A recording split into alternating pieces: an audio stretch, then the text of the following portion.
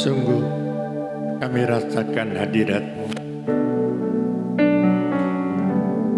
Kami sangat menghormati kehadiran-Mu pada malam ini. Engkau tahu setiap orang yang hadir di tempat ini sangat membutuhkan firman-Mu. Tanpa firman-Mu, kami tidak mampu menghadapi situasi dan keadaan dunia.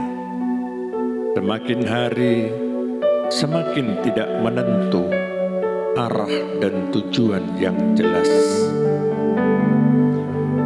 Namun kami bersyukur kepadamu Tuhan, kalau malam ini kami ada di tempat ini, karena kami percaya Tuhan sanggup menolong kami.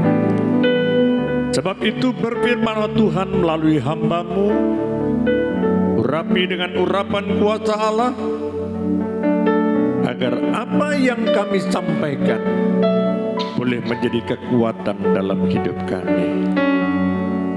Di dalam nama Tuhan Yesus, kami alaskan segala doa dan permohonan kami. Haleluya. Amin. Silakan duduk Bapak Ibu. Shalom. Puji nama Tuhan. Saya bersyukur kepada Tuhan malam ini boleh ada di kota metropolitan Sidoarjo. Terima kasih kepada hambanya yang sudah memberikan kesempatan bagi saya untuk melayani pekerjaan Tuhan di tempat ini. Saya kenalkan, nama saya Paulus Heri Susanto. Saya sebagai seorang gembala sidang di GAP Jombang, dan saya bersyukur kepada Tuhan kalau Tuhan memberikan kesempatan bagi kami untuk melayani di tempat ini. Saya punya istri 1, anak 3, cucunya 6. Saya bersyukur kepada Tuhan dalam melayani pekerjaan Tuhan, saya boleh merasakan sukacita yang luar biasa. Demikian yang dapat kami sampaikan sebagai perkenalan saya. Malam hari ini saya akan berbicara tentang mengenal Tuhan sepenuhnya. Bapak, Ibu, saudara-saudaraku yang kekasih, seringkali kita ini beribadah kepada Tuhan sudah sekian lama. Ada yang setahun, 2 tahun, 3 tahun, 5 tahun, 10 tahun, 20 tahun, bahkan 30 tahun, 40 tahun. Kita tidak pernah merasakan bahwa pengenalan kita kepada Tuhan, sehingga kita tidak pernah melihat kuasa dan mujizat Tuhan dalam hidup kita. Ada banyak orang yang tahu tapi tidak kenal. Malam hari ini saya ingin mengajak saudara-saudara untuk mengenal Tuhan sepenuhnya. Saudara-saudara, saya akan berbicara tentang tahu dan kenal. Saya tahu Bu Evi melayani pekerjaan Tuhan di tempat ini. Saya hanya sekedar tahu, tapi saya tidak mengenal sedalamnya. Ketika perkenalan saya itu ketemunya pada saat pelayanan saja. Betul, baby?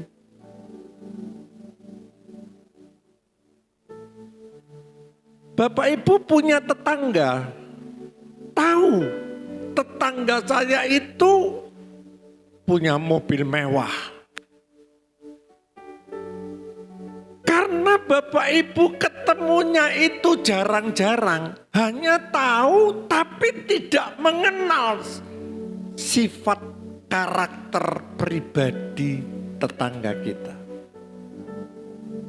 Begitu pula saya tahu Presiden Indonesia Bapak Prabowo.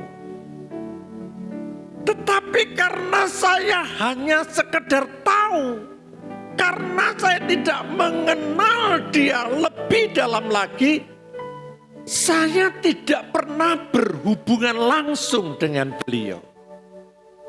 Saya hanya dengar bahwa memang presiden kita Bapak Prabowo. Untuk saya bisa mengenal pribadi, karakter Bapak Presiden, saya harus intent berkomunikasi dengan beliau. Sering ketemu, sering ngobrol ke rumahnya, sehingga sampai mengetahui apa apa kesukaannya Pak Prabowo. Tapi karena saya tidak pernah berkomunikasi secara intens sehingga saya hanya sekedar tahu. Malam hari ini saya tidak tahu kondisi dan keadaan saudara malam hari ini. Apakah pengenalan Bapak Ibu kepada Tuhan itu benar-benar kita mengenal Tuhan siapa Dia sebenarnya? Atau jangan-jangan kita hanya kenal tapi kenal-kenal saja? Tidak bisa mengetahui sifat dan karakternya. Berbeda dengan seorang sahabat. Ketika dia mengalami persoalan, sebagai seorang sahabat dia selalu datang tepat pada waktunya dia membutuhkan. Dia suka berkomunikasi dan sharing bagaimana solusi dan cara menyelesaikan masalah saya. Kalau kita hanya sekedar tahu tanpa mengenal secara pribadi,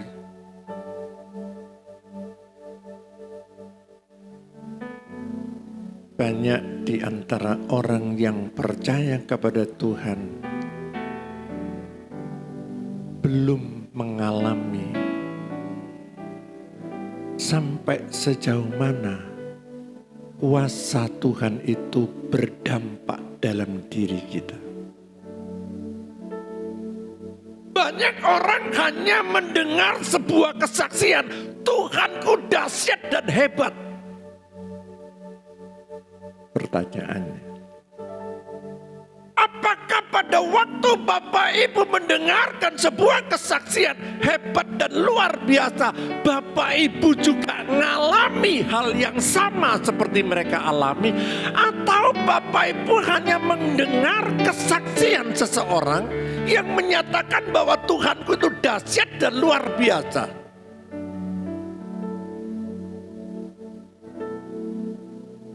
Malam hari ini saya ingin mengajak jemaat saudara-saudara, kita buka di dalam firman Tuhan, di dalam kitab Filipi, pasalnya yang ketiga, ayatnya yang ke-10.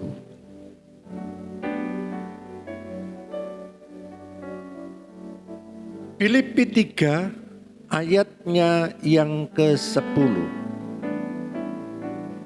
Saya ingin mengajak saudara-saudara untuk membaca bersama-sama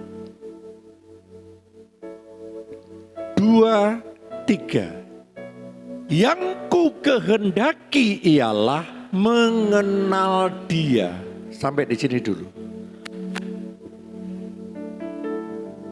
Ini adalah sebuah perkataan Paulus. Yang ku kehendaki ialah mengenal Dia dan, saya lanjutkan, 2, 3. Kuasa kebangkitannya dan persekutuannya dan dalam penderitaannya, di mana aku menjadi serupa dengan Dia dalam kematiannya. Bapak Ibu saudara-saudaraku yang kekasih,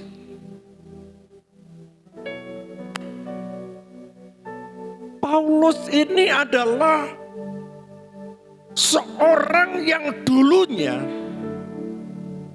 belum kenal Tuhan. Paulus itu adalah orang yang suka menganiaya Tuhan, menganiaya anak-anak Tuhan. Pertanyaannya, kenapa Paulus yang tadinya suka menganiaya orang Kristen sekarang berubah.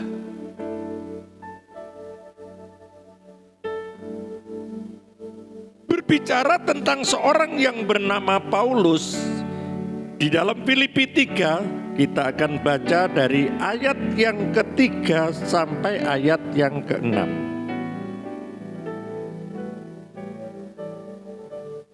Latar belakang Paulus sebelum dia menjadi orang Kristen. Filipi 3 ayat 4 sampai 6 aja. Filipi 3 ayat 4 sampai ayat yang ke-6. Sekalipun aku juga ada alasan untuk menaruh percaya kepada hal-hal lahiriah, jika ada orang lain yang menyangkakan dapat menaruh percaya kepada hal-hal yang lahiriah, aku lebih lagi. Artinya, Paulus itu punya sesuatu hal yang dibanggakan secara lahiriah, dia tidak kekurangan. Saya lanjutkan ayat yang kelima. Disunat pada hari ke-8 dari bangsa Israel dan dari suku Binyamin, orang Ibrani asli, tentang pendiriannya terhadap hukum Taurat, aku orang Farisi. Paulus adalah seorang keturunan yang baik.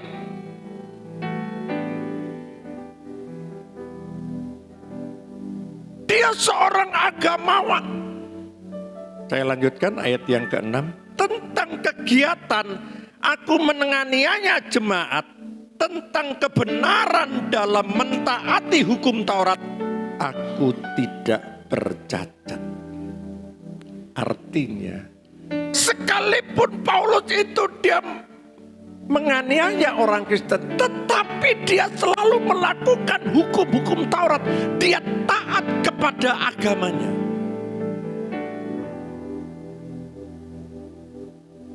Yang menjadi pertanyaan,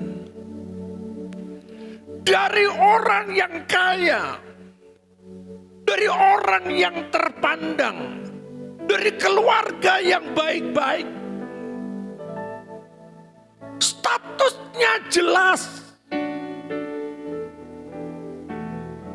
tetapi ketika Paulus dia bertemu dengan Tuhan, inilah satu alasan.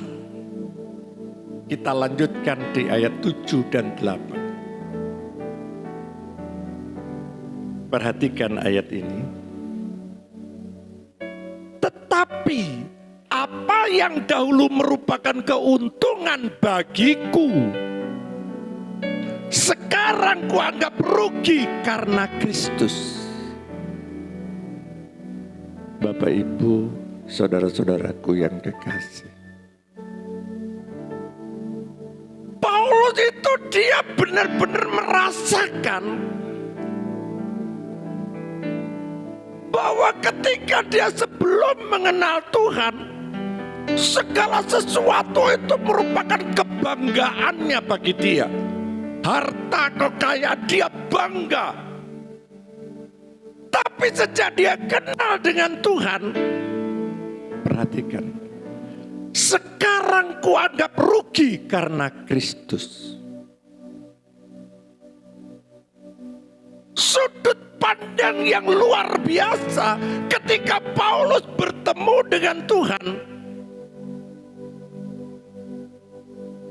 Dia katakan, dulu sebelum aku kenal Tuhan, harta kekayaan aku banggakan semuanya. Tapi sejak aku bertemu dengan Tuhan, semua aku anggap sampah. Ayat yang ke-8. Malahan segala sesuatu kuanggap rugi karena pengenalan akan Kristus Yesus. Saudara-saudaraku yang kekasih, Malam ini Tuhan tahu isi hati kita. Sampai sejauh mana pengenalan Bapak Ibu kepada Tuhan? Apa yang Bapak Ibu cari dalam hidup ini? Saya sering ketemu dengan pengusaha. Akhir-akhir ini banyak orang mulai mengeluh. Usaha sepi. Dia katakan ekonomi tidak terlalu bagus. Penjualan menurun. Kalau Bapak Ibu saya tanya, untuk apa Bapak Ibu saat ini hidup di dunia ini? Semua orang katakan cari uang, Pak. Betul?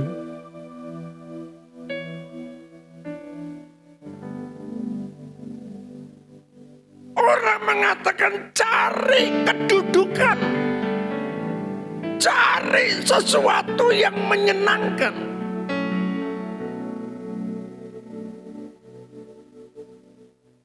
Mencari karier menjadi seorang profesor, doktor, dan lain sebagainya.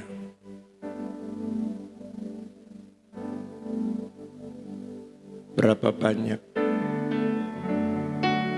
para pejabat, orang-orang yang duitnya triliunan, sekarang masuk penjara. Lalu apa yang kita cari?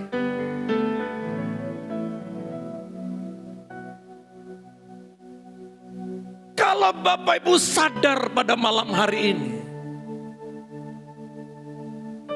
aku mau cari Tuhan. Aku mau mengenal Dia sedalam-dalamnya.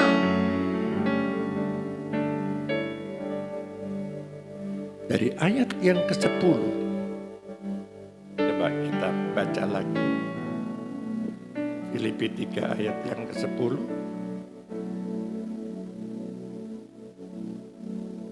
Ada 3 hal yang perlu Bapak Ibu mengerti. Kenapa Paulus dia berubah? Yang ku kehendaki adalah mengenal Dia. Karena dia sudah merasakan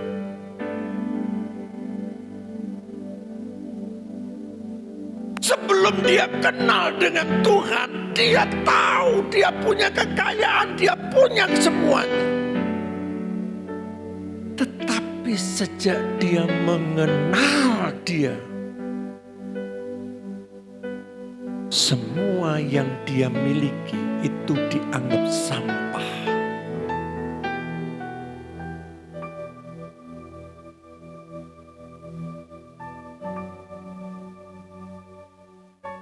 Yang pertama, untuk bisa mengenal Tuhan sepenuhnya, Paulus dia bisa merasakan kuasa kebangkitannya.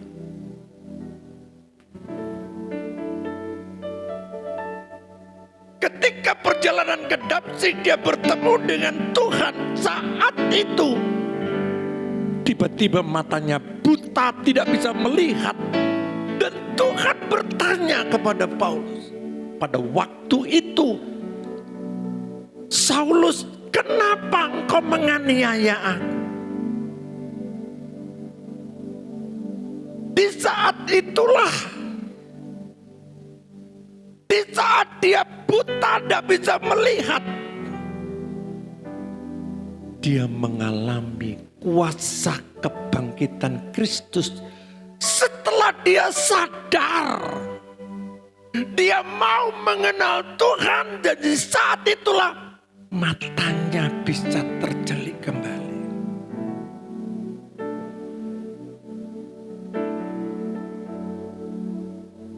Kenapa seringkali kita mengeluh? Kenapa kita tidak pernah bisa mengalami kuasa kebangkitan Kristus di saat Tuhan mati dan 3 hari kemudian Tuhan bangkit dari antara orang mati? Kalau Bapak Ibu ada di dalam Tuhan, maka kuasa kebangkitan itu terjadi dalam hidup saudara dan saya.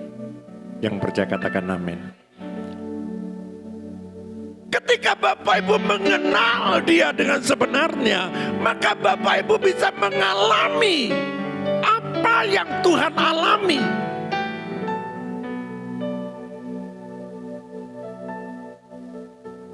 Yang kedua,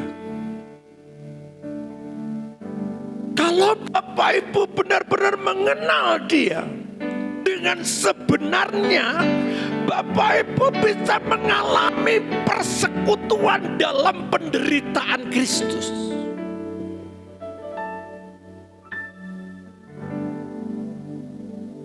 Ada banyak orang mengenal Tuhan hanya pada saat diberkati Tuhan. Ada banyak orang memuji Tuhan, aku bersukacita hanya pada saat Tuhan memberikan berkat yang berkelimpahan. Bapak Ibu, pengenalan kita kepada Tuhan itu harus bisa merasakan penderitaan yang dialami Kristus pada waktu Dia disalibkan.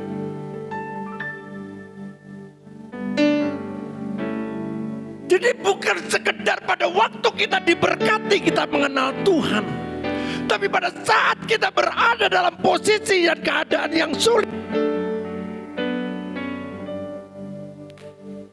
Ada banyak orang yang berkata, aku sudah capek Tuhan, aku berdoa bertahun-tahun, hidupku semakin hari bukan semakin baik, masalah silih berganti datang, dan saya tidak pernah melihat jalan keluar.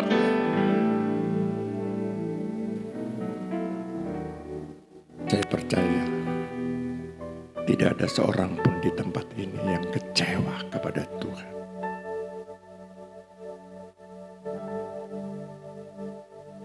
Pengenalan kepada Tuhan dengan hati yang tulus.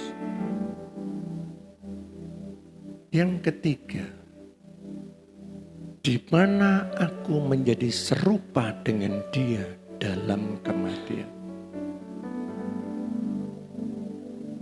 Pengenalan kita kepada Tuhan, kita harus bisa mematikan kedagingan kita,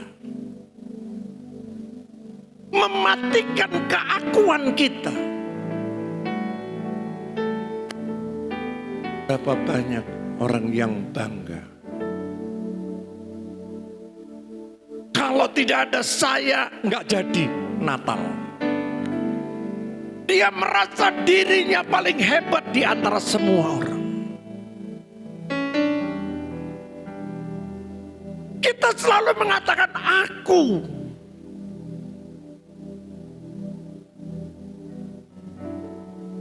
Bapak Ibu, saudara-saudaraku yang kekasih,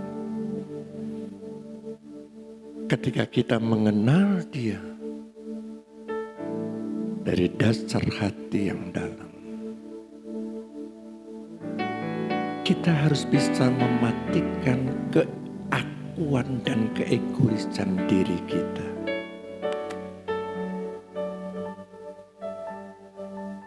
Ketika kita bisa mematikan keakuan dan keegoisan kita, kita punya kepedulian menolong orang lain. Malam hari ini, Dia tahu isi hati kita. Dia mengenal setiap orang yang hadir di tempat ini. Kegalauan saudara dalam pengenalan kepada Tuhan. Tuhan ingin agar pengenalan kita kepada Tuhan bukan sekedar kenal-kenal saja,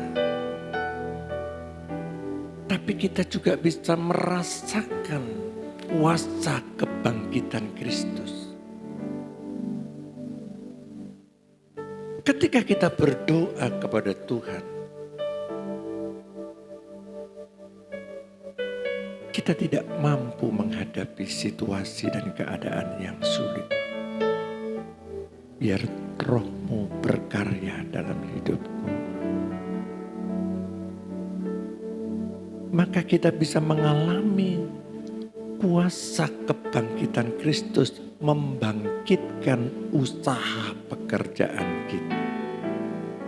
Membangkitkan semangat dalam melayani Tuhan. Membangkitkan setiap masalah yang kita hadapi, Tuhan mampukan kita untuk mendapatkan jalan keluar yang terbaik. Bukan putus cinta di batas kota. Sudah enggak usah Tuhan-Tuhanan.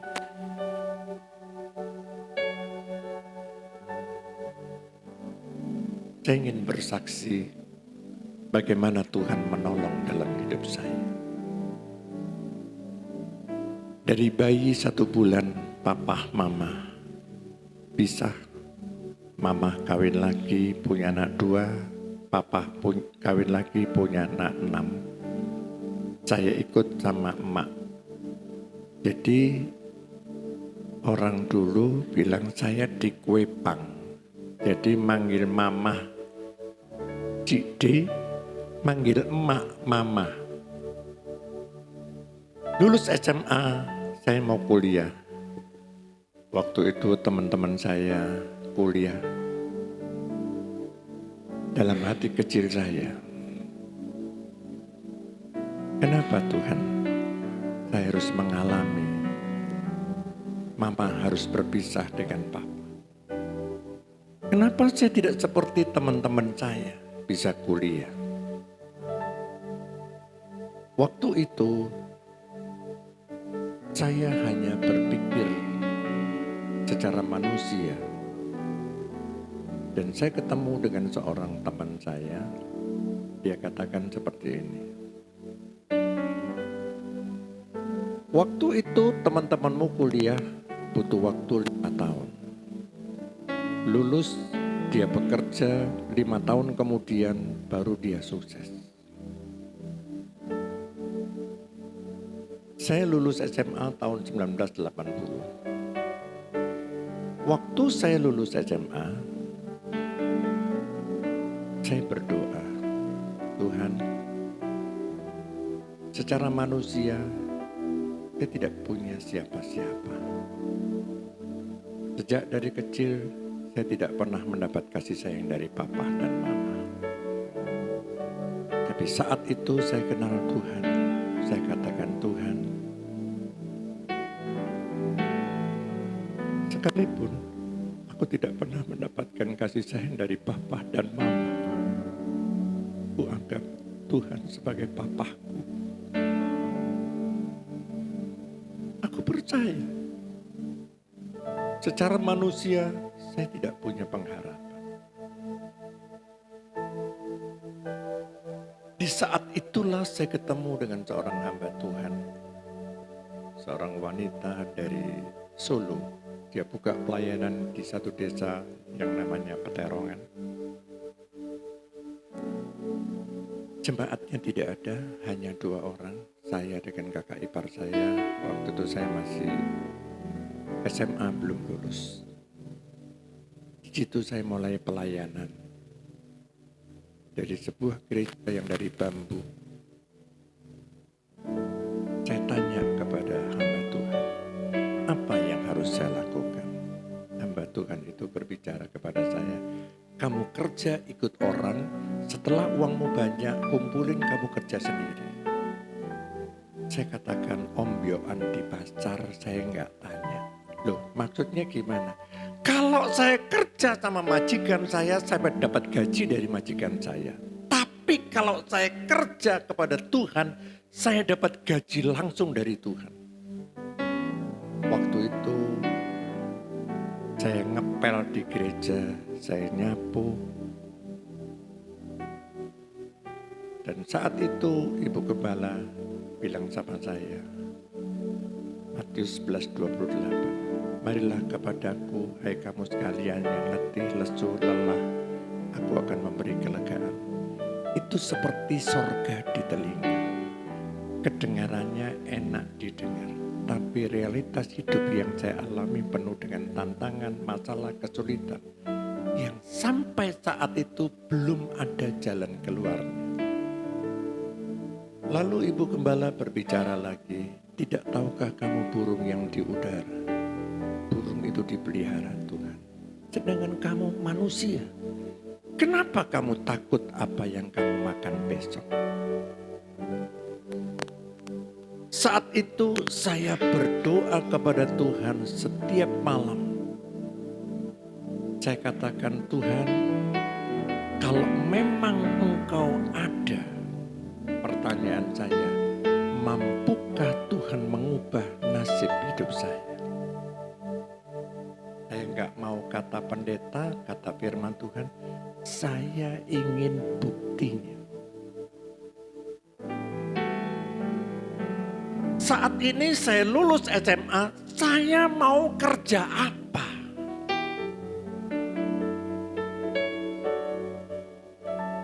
Di saat saya bertanya kepada Tuhan, pagi hari saya bangun, Tuhan kasih pemandangan. Sawah yang sedang menguning siap dipanen. Saya tanya kepada Tuhan, duite sopo digawe tuku gabah. Tapi Tuhan itu dahsyat.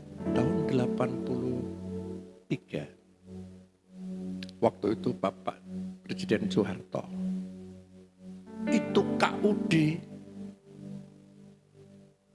di backup pemerintah melalui Bank BRI, pembelian gabah.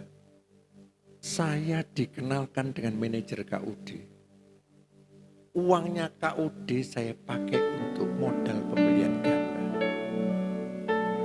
1 tahun kemudian selesai, musim berubah, musim jagung. Tuhan bilang, kamu beli jagung. Saya tanya, duite sopo digawe beli jagung. Saya nggak sadar, saya perjalanan dari Jombang ke Surabaya, di sepanjang ada pabrik makanan Carun Pokpan. Tanpa saya sadari, saya belok ke pabrik makanan ternak itu, saya kontrak 1000 ton jagung. Pulang dari situ saya nangis, Tuhan, ojo guyon kok Tuhan, iki duite sopo digawe tuku. Tapi Tuhan itu tidak pernah separuh menolong. Waktu saya berdoa, saya dikasih hikmat Tuhan, kontrak ini bawaan ke adiknya mama saya. Saya pinjam bunga 3%, 1000 ton tutup.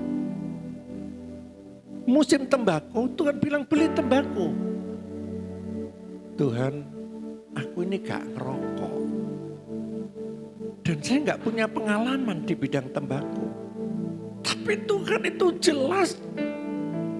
Saya ikut adiknya mama kerja tembakau itu hanya sebagai tukang timbang areng jam 12 malam. Lewat musim kembali 1 tahun kemudian musim padi. Saya nggak sadar waktu itu tahun 85. Di mana swasembada pangan, gudang-gudang pemerintah belum seperti sekarang ini. Gudang swasta disewa oleh Bulog, diisi gabah. Saya buka TP, tempat penampungan gabah. Gudang, saya kenal dengan manajer KUD yang punya gudang dan penggilingan padi. Saya kontrak 3 tahun. Saya enggak pernah mimpi sertifikatnya itu diberikan kepada saya. Waktu itu saya katakan, Tuhan, umpama teke bapakku Tidak bakalan dikasih pinjam ke saya. Ini tidak kenal bisa meminjamkan sertifikat. Kalau bukan Tuhan, tidak mungkin terjadi. Berikan tepuk tangan untuk Tuhan. Berlanjut sampai kerja tembakau lagi. Tanpa saya sadari, tadi saya buka TP itu, gudang saya isi 1000 ton gabah. Waktu saya kerja tembakau, waktu itu hujan, musim tembakonya jelek. Saya itu sewa gudang di Bayeman Babat dengan open 20. Waktu itu saya karena nggak ngerti. Jadi begitu hujan satu hari, daun dipetik sama petani, semua. Saya ngisi 10 sampai 12 open. Orang yang kerja tembakau, dia bilang, iki ono arek cilik gak ngerti tembakau, nyambut gawe gak karu-karuan. Begitu hujan satu hari itu penuh. Semua orang katakan ini pasti coklat. Ternyata begitu kering, kuning semuanya. Karena masih satu hari, akarnya ini belum naik.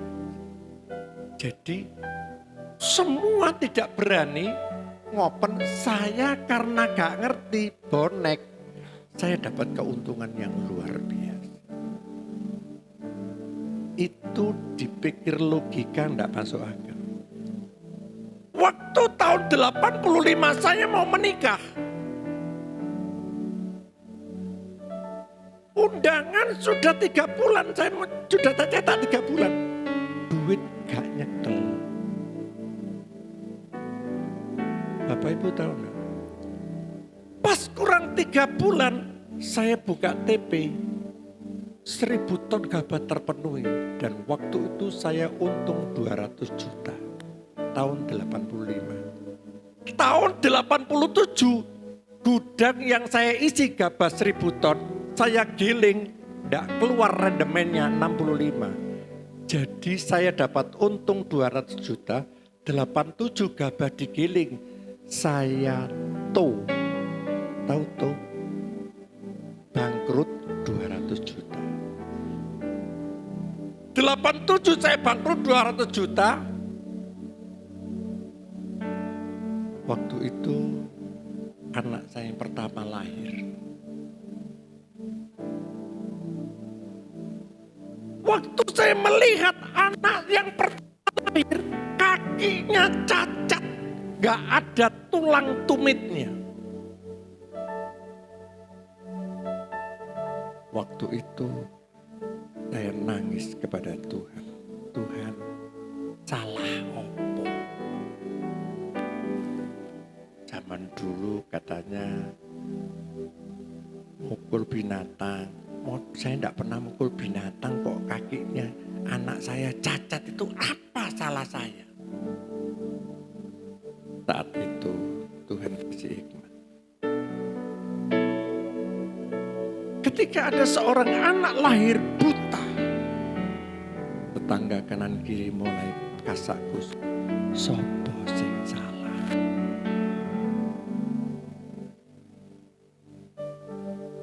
Kenapa Tuhan menciptakan manusia lahir buta? Bapak ibunya enggak salah, Tuhan pun enggak salah. Tapi kenapa itu terjadi?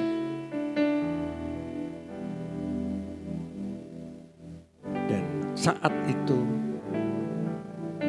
saya dapat hikmat dari Tuhan. Justru pada waktu anak itu lahir buta,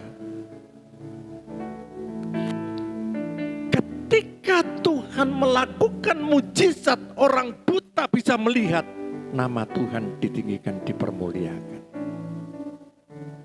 Jadi waktu anak saya lahir cacat kakinya, dokter katakan, Pak Heri, saya bantu tak buatkan sepatu dari gipsum. Jadi anak saya itu dikasih cetakan gipsum. Dokter katakan, semua apa katanya Tuhan. Setiap malam saya doakan. bulan kemudian, tumitnya mulai tumbuh. 1 tahun anak ini sudah bisa jalan. Tetangga di kamar pada waktu istri saya melahirkan, itu sama temanku di Mojokerto. Anaknya lahir normal. Kakinya tidak ada tulang tumitnya, tidak ada cacat-cacat. Normal. Mamanya berkata, Saknoyo, anaknya Pak Heri, lahir kakinya cacat, tidak punya tulang tumit. Ketika anak saya di GIP itu punya tulang tumit, hanya dia sama-sama 1 tahun tidak bisa jalan. Dan sekarang ini anak saya nomor 1, anaknya 3 berarti cucu saya, itu sekarang ini lari, kemarin itu sampai 40 kilo. Dan tidak ada tanda-tanda kakinya dulu cacat. Berikan tepuk tangan untuk Tuhan.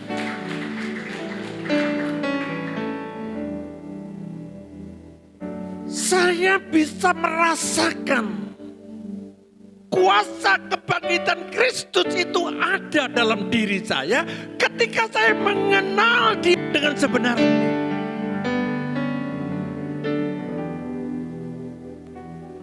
Dan waktu saya bangkrut 87, 89 saya bangun pabrik makanan ternak, ekspor Jepang dan Korea.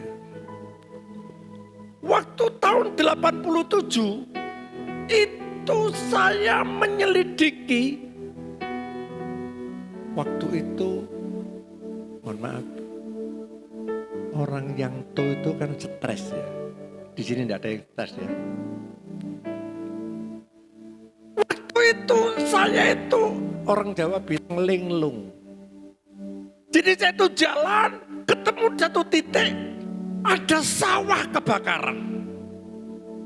Nah, waktu sawah kebakaran itu, Tuhan kasih hikmat ke saya.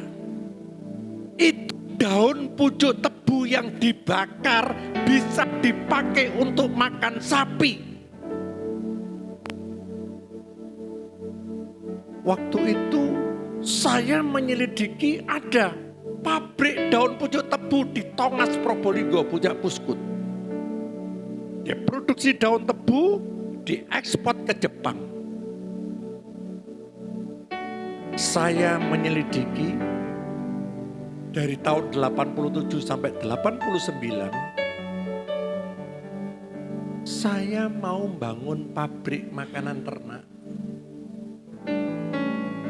Saya ngajukan kredit di bank, ditolak 5 kali. Saya ditanya sama direktur bank, Pak Heri, pengalamanmu apa? Polowijo. Kok sekarang mau ekspor makanan ternak ke Jepang? Akhirnya saya ditolak. Saya nggak pernah putus asa. Ditolak sekali saya juga lagi sampai kelima.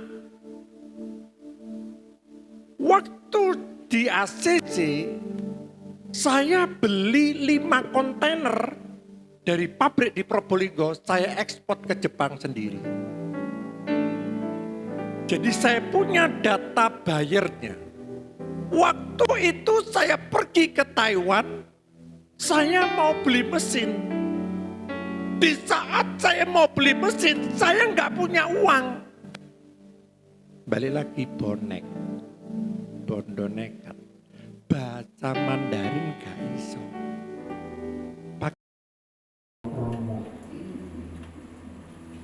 Tapi dahsyatnya Tuhan kita itu, saya ditemukan dengan pengusaha-pengusaha kambing dan hini, satu rombongan ke Taiwan. Waktu saya bertemu dengan pengusaha-pengusaha di Taiwan, saya bisa mendapatkan mesin itu dengan pembayaran Yusen LC 1 tahun kemudian. Begitu mesin saya dapat kontrak dari Taiwan, bayar saya dapatkan, saya kembali ke bank lagi. Apa alasan Bapak menolak saya? Saya ini mencetak sampah jadi dolar. Lah kalau Bapak membiayai anaknya Lim Sulyong yang lulusan Amerika, enggak bakalan minta kreditnya Bapak. Betul ya? Bapak harus support orang nekat kayak saya ini. Akhirnya saya disetujui. 1,25 M. Saya dapat kredit tahun 89. 1,25 M tahun 1990 ekspor saya sudah mencapai 50 kontainer. Saya pindah ke Rabobank dari jumlah 1.250 saya top up, saya dapat US dollar $3.500.000. Pabrik saya bangun 8 hektar, tadi cuma 1 hektar, saya perbesar 8 hektar. Tahun 92 pabrik itu jalan, ekspornya luar biasa. Saya mulai mengembangkan membuat pabrik sumpit di Mojokerto. Pabrik sumpit sisanya buat kertas sembayangan. Waktu itu saya sudah diingatkan teman-teman, wong Kristen gak oleh nggak surat kertas sembayangan. Dalam otak saya, sing penting cuan. Waktu saya proses perizinan, saya bangun pabrik kertas, pabrik sumpit di Mojokerto, saya nggak dapat izin karena izinnya ditutup sama Ciwi sama Pak Kerin. Waktu saya tidak mendapatkan izin, pabrik itu saya tinggalin. Ngurusin pabrik sumpit ini. Saya pergi ke Taiwan, saya mau beli mesin di Taiwan. Pabrik makanan ternak ini saya serahkan kakaknya istri saya.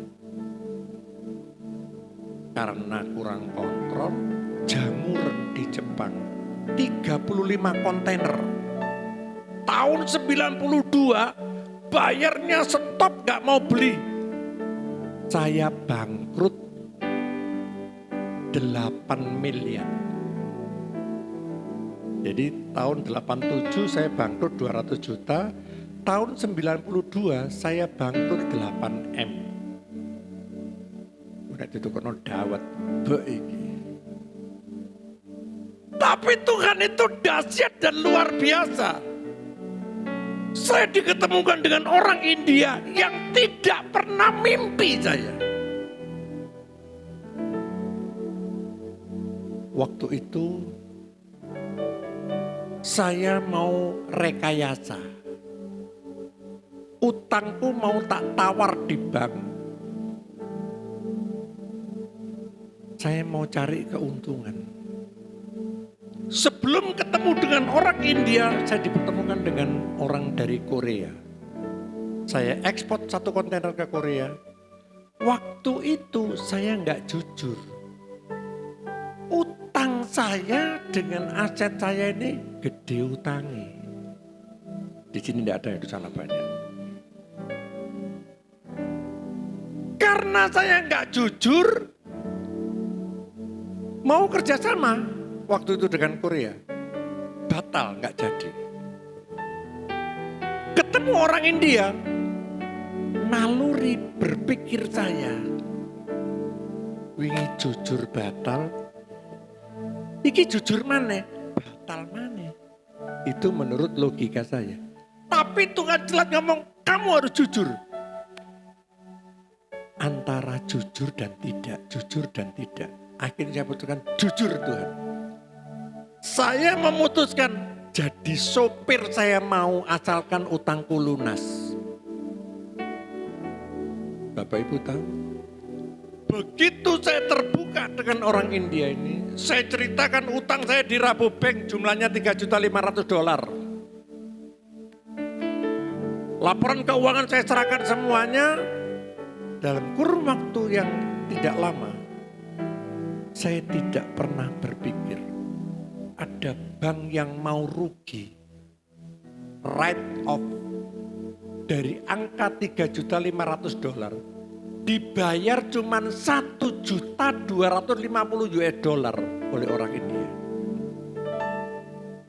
Yang namanya BPKB mobil Mercy, sertifikat rumah, sekolah gak pernah lulus. Sekarang itu dikeluarin semuanya. BPKB mobil Mercy diberikan, sertifikat rumah diberikan. Pabrik ini dibeli sama orang India. Saya diangkat direktur. Saya dapat gaji $.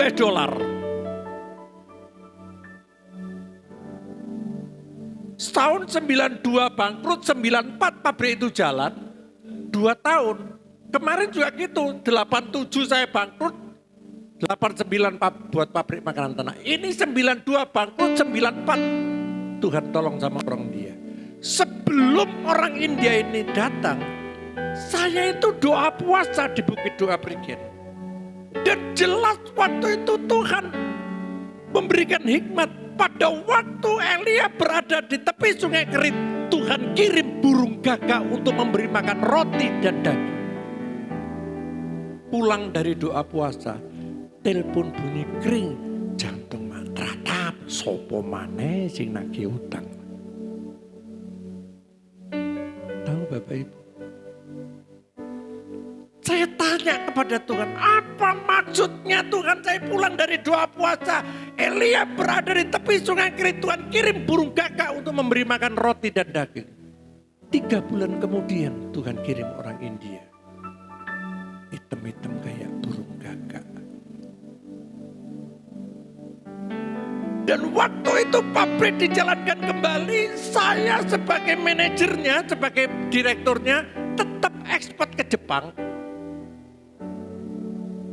Jadi kalau dulu pabrik punya saya, tapi setiap bulan bayar bunga. Sekarang ini gak melok duwe, tapi setiap bulan terima gaji $. Milih mana kira-kira? Enak gak melok duwe, menikmati $. Betul Pak ya? Waktu saya terima $, saya depositokan dolar itu. Bapak Ibu tahu, waktu itu full gospel businessman tahun 1990-an, saya sebagai presiden chapternya. Anak-anak Tuhan tidak boleh mencari pinjaman dari bank, tapi akan memberi pinjaman bagi banyak bangsa. Aku bingung, utang 8M apa sih gue bayar itu? Kok katanya enggak boleh cari pinjaman? Tapi saat itu saya tidak pernah berpikir. Tahun 98 Om Krismon datang. $, yang tadinya cuma 2.000 naik jadi 16.000. Masih ingat? Bunga bank yang tadinya hanya 10% naik 60%. Saat itu dolar tak jual semuanya, saya dapat ruko di Jombang. Tahun 2000 saya buka dealer mobil Suzuki. Itu pun saya di luar kemampuan pikiran saya. Waktu saya minta izin buat dealer Suzuki di Surabaya, saya ditanya sama bosnya, Pak Heri pengalamanmu apa? Ekspor makanan ternak. Loh, kok nyimpang? Bapak tidak punya pengalaman di bidang otomotif. Pak, seandainya ada orang Jombang yang punya mobil servisnya nang Surabaya, apa gak kadoan? Salahkah saya kalau buka dealer di Jombang? Waktu itu Gus Dur jadi presiden. Saya berpikir jelas Tuhan kasih hikmat. Kalau Gus Dur jadi presiden, Jombang berubah. Bener. Gus Dur jadi presiden, Jombang berubah. Begitu saya buka dealer mobil Suzuki, tahun 2001 saya dapat penghargaan Pangsa Pasar se-Jawa Timur, saya dapat nomor 1. Berikan tepuk tangan untuk Tuhan. Seluruh angkot Purwodadi, Surabaya, Jombang, Mojokerto, Nganjuk, Sidoarjo, Pasuruan, Kediri, semuanya saya layani. Ini tak tutup norong minggu. Masih banyak. Nanti saya buat seri aja. Yang terpenting malam hari ini. Sampai sejauh mana pengenalan kita kepada Tuhan. Ketika Paulus dia sadar bahwa apa yang dia dapatkan dulu itu tak anggap sebagai suatu kerugian dan sampah bagi saya. Ketika dia tahu kuasanya Tuhan jauh lebih berharga dari apa yang ada di dunia ini. Apakah kita masih mencari uang? Apakah kita masih mencari kedudukan? Apa kita mau cari karir?